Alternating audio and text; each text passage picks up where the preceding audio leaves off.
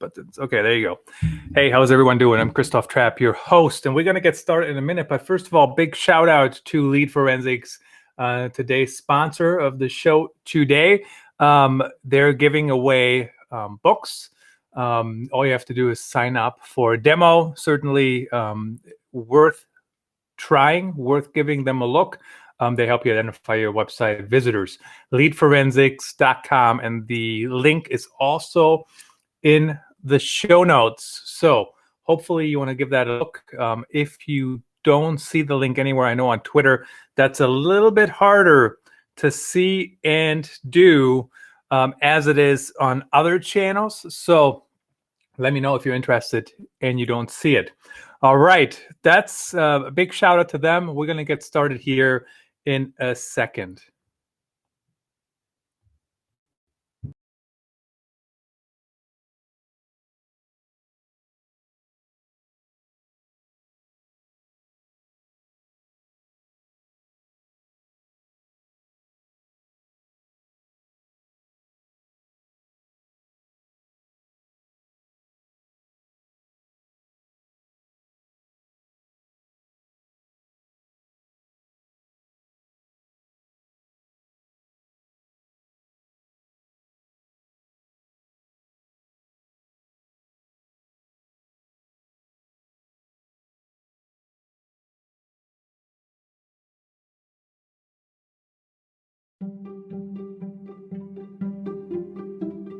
This is the Business Storytelling Podcast with Christoph Trapp, available on Google, Spotify, Apple, Pandora, and other podcast channels. Want to play it on your iPhone? Just ask Siri to play the Christoph Trapp Business Storytelling Podcast, also available on Alexa. Here's Christoph with today's episode. Hey, business storytellers. Let's see. I'm hearing myself twice here. There you go. It was running somewhere. You guys know how it goes. Hey, quick shout out to Switcher Studio as well. We're live streaming with them.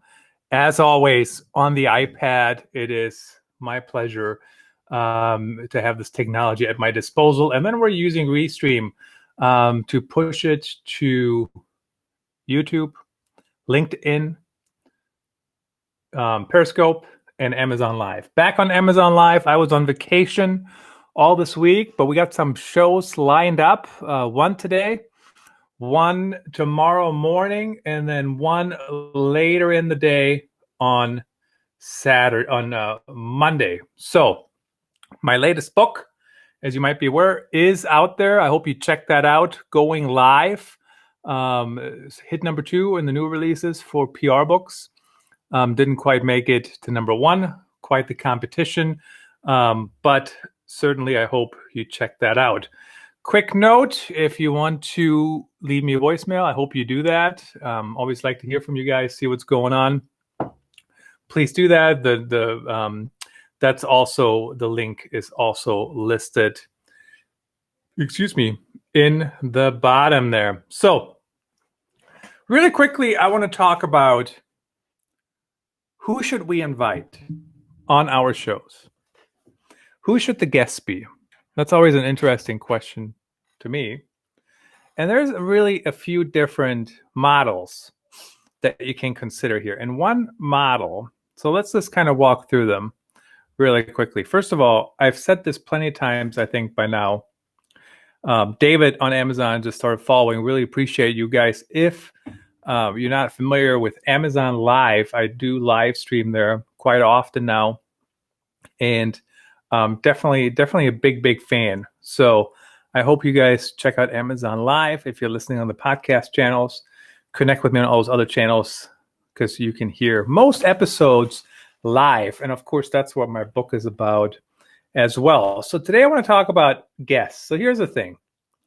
When you have guests on your show, it makes things much more interesting, because at the end of the day, if it's just you talking, if it's just me talking, it's not always as interesting. David asked, how do you go live on Amazon? Really quickly, David, there is an article I published on my blog. Just search for that, authenticstorytelling.net. But in a nutshell, you have to apply. And one way to apply is to become an influencer. And then you can go live if you're approved. There's a couple other ways. I'm not quite as familiar with those. So, just I can't explain those to you, but the Amazon influencer route, sign up for that program. That's how I did it. And I signed up years ago before Amazon Live even existed. So always a good question. Appreciate the question. Appreciate you tuning in and following.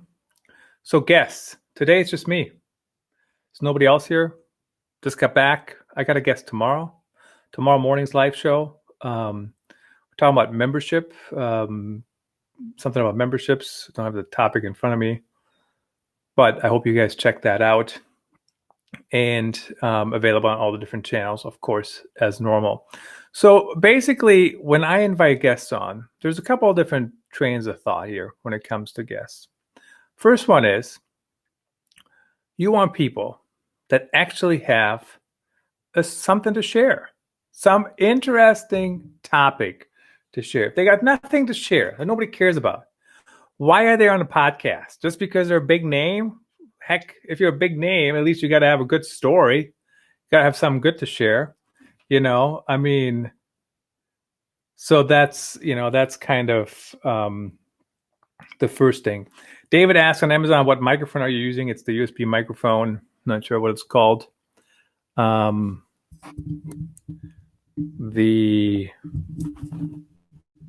Madono, I guess. Mawono, I don't know.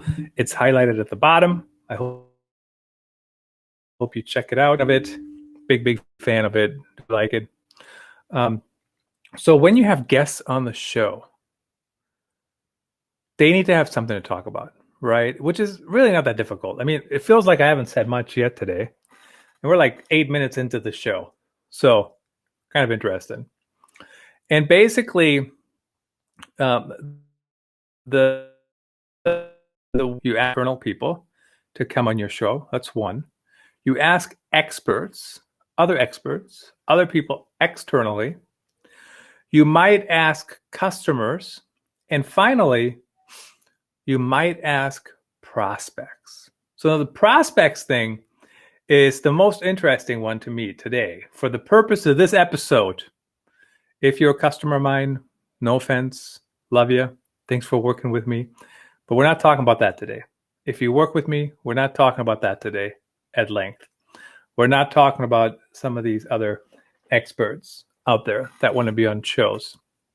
And there's a lot of, there's entire websites now dedicated for you to sign up, to sign people up to come on your show. And so it's just something to think about. I use Podbooker sometimes to find guests, but currently I'm booked out for like 2 months. I got a job, can't be recording podcasts, nonstop every day. So that's kind of why I do that. I guess I could have a window of time a couple times a week, but I also enjoy it. I like talking to people. We're not really going anywhere anymore, even though we were just on vacation 2019. It is not the same thing anymore, unfortunately. So things have changed. So travel isn't what it used to be. And so when you invite prospects on, you want to be very clear. What's the goal of the show? Now, if you have a mix, that might be the easiest way to do it, to hit all those different things.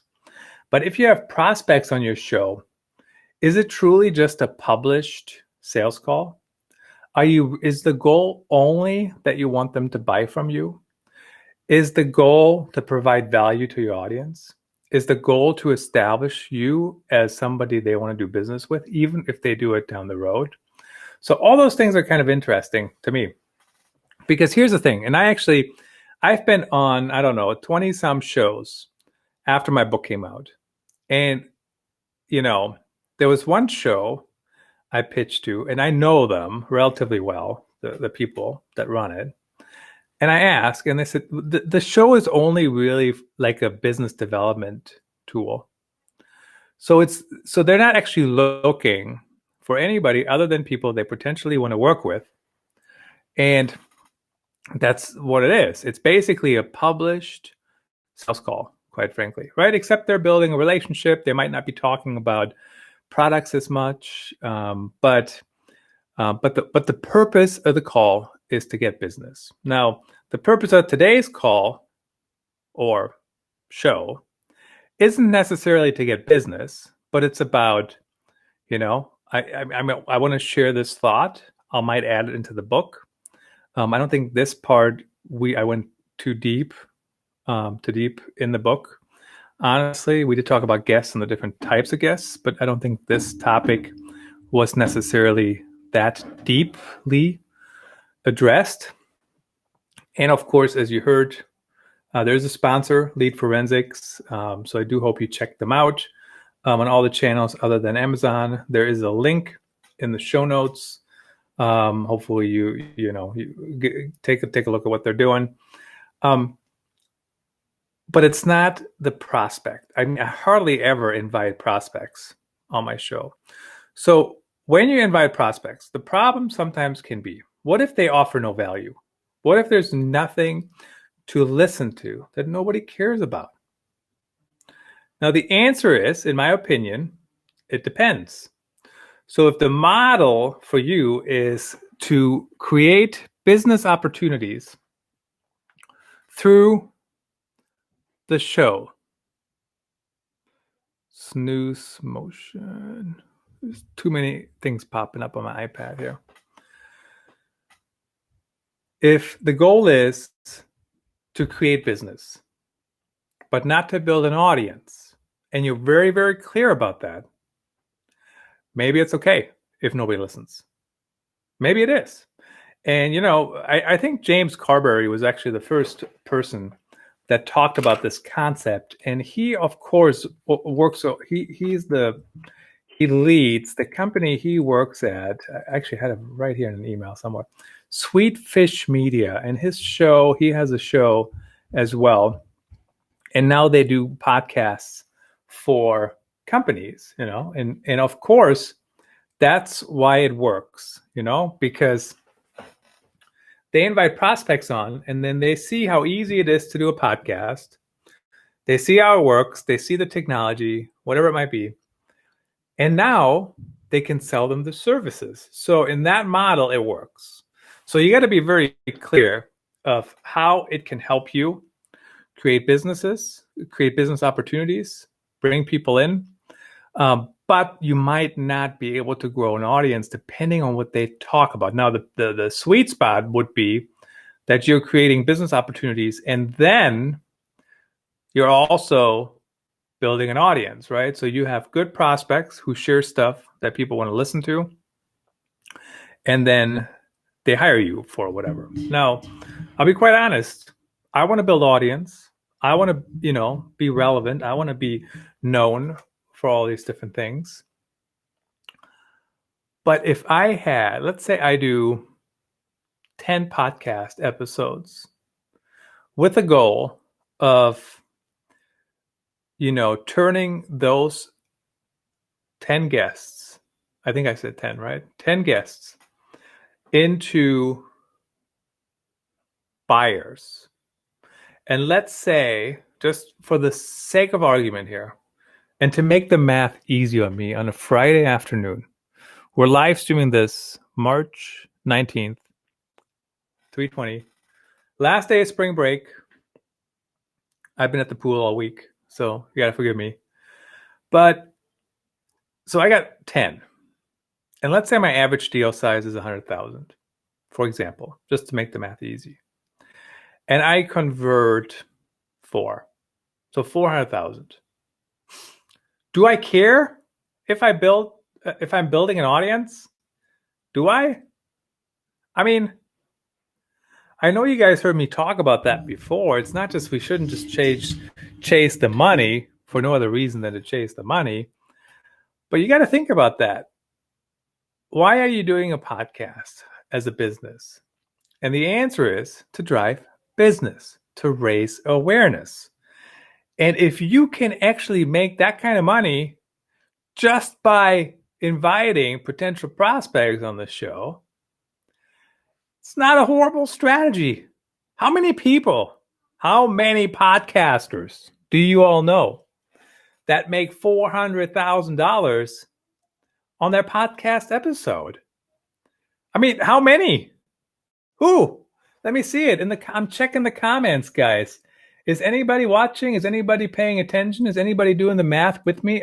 Who is going to... Somebody comment. I don't see anybody. I'll give you guys a few minutes. If you don't necessarily want to leave a comment, leave me a voicemail. And I might include it on an upcoming show. I'm happy to do that. Why not? Send me your message. Send me your thoughts. I'm interested to hear who makes $400,000 off their podcast. Now, I'm the first to admit it's not always as clear cut as it could be, right? I mean, we all know that, I think. It's not. So, for example, how much money has my podcast made or my content? It's not a linear process. I know we want to measure everything, but at the end of the day, if I don't know exactly, I don't know. I mean, there's different projects coming in. There's a book out. You can buy the book. There's this, there's that. There's all kinds of different things, right? So the reason I bring that up is because it's not always as clear cut. So, but it is pretty clear cut. If somebody that you invited on your show is now a client, because you literally know where they came from. You know what they did. Now, for everybody who wants to only attribute everything to one thing, it doesn't work like that a lot of times, right? So at the end of the day, probably what's happening is there were other touches, there were other things that happened. You know, maybe they read your blog, maybe they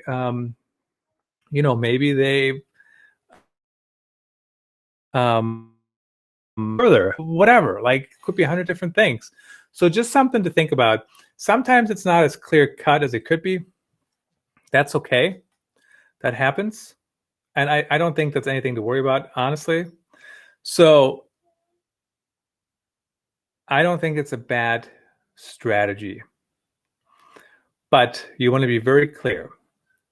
What are you trying to sell? Who are you going to ask to come on the show?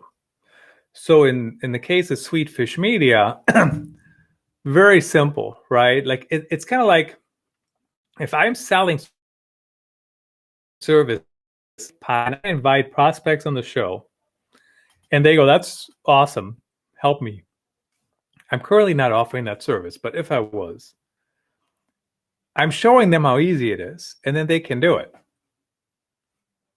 Or they can hire me or whatever. Like they can't right now, right? I'm not offering that service, but if I was offering that service.